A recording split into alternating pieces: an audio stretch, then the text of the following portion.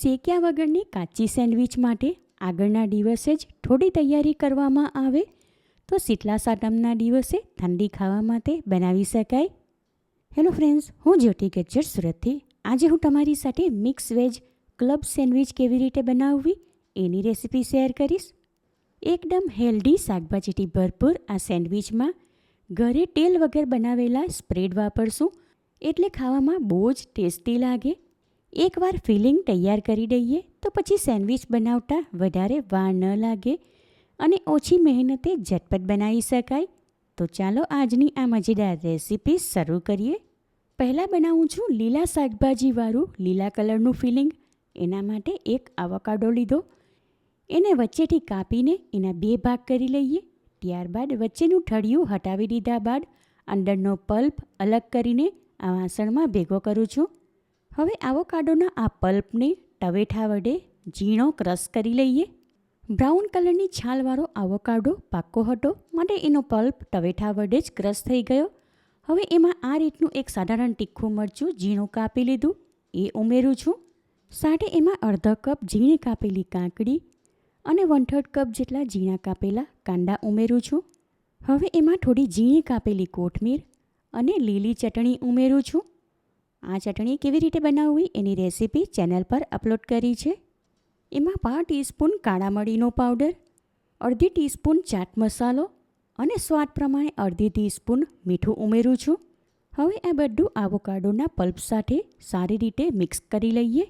આવોકાડોવાળું green feeling તૈયાર છે અને એને એકવાર ટેસ્ટ કરી લીધું. બહુ જ ટેસ્ટી ચટપટું છે.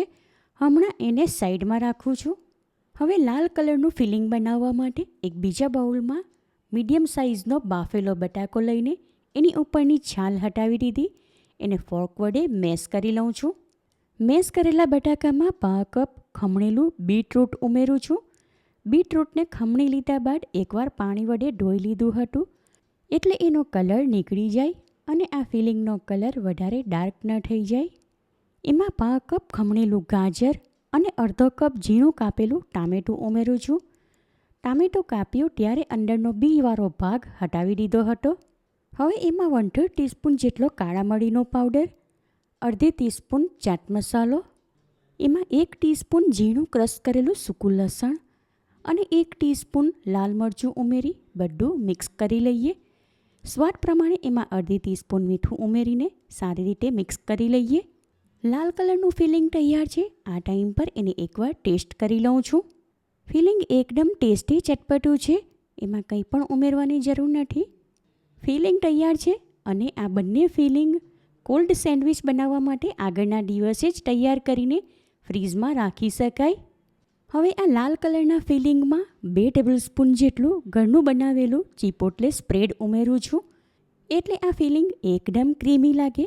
એમાં ચીઝ અને પનીર બંનેનો સ્વાદ આવી જાય. આગળ જતાં એમાં ઉમેરવા ન પડે.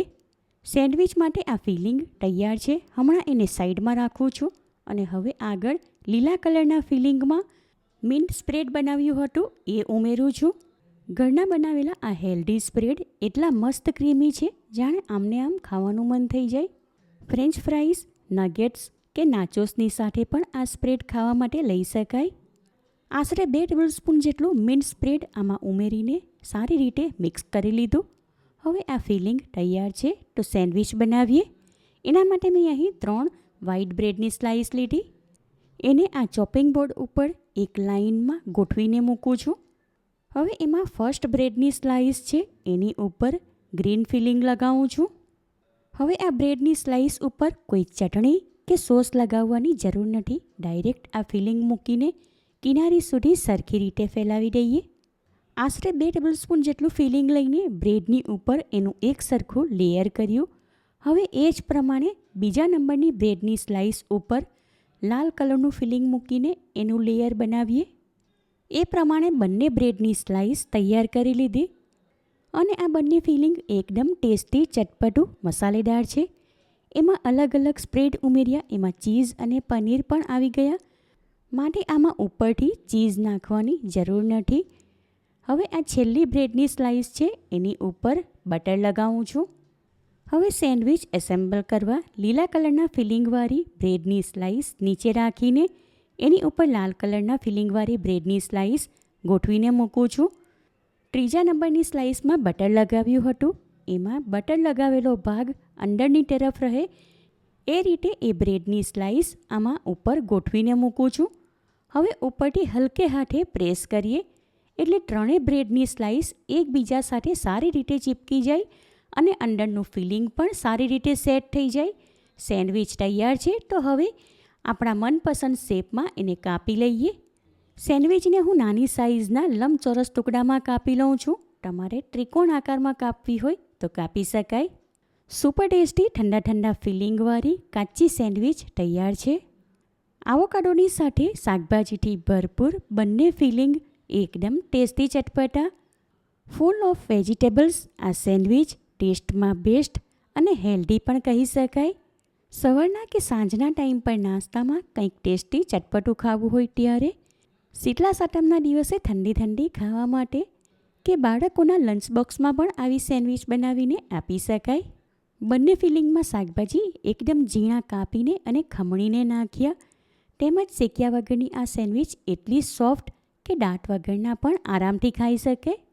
એકવાર આ રીતે તમે સેન્ડવિચ બનાવશો તો ગેરંટી સાથે કહું બાળકોની સાથે ઘરમાં બધાને જ ખાવાની મજા પડશે. માટે આ રેસીપી તમે જરૂરથી ટ્રાય કરો. તમે મારી રેસીપી કયા શહેરમાંથી જુઓ છો અને કેવી લાગી એ કમેન્ટ કરીને જણાવો. રેસીપી પસંદ આવી હોય તો વિડીયોને લાઇક અને શેર કરો. ચેનલ પર નવા હો તો સબસ્ક્રાઈબ કરીને બાજુમાં બેલ આઇકન પર ક્લિક કરો એટલે આવનાર દરેક નવી રેસીપીઓની જાણકારી તમને મળતી રહે. ફરી મળીશું એક નવી રેસીપી સાથે. Eat healthy and stay healthy.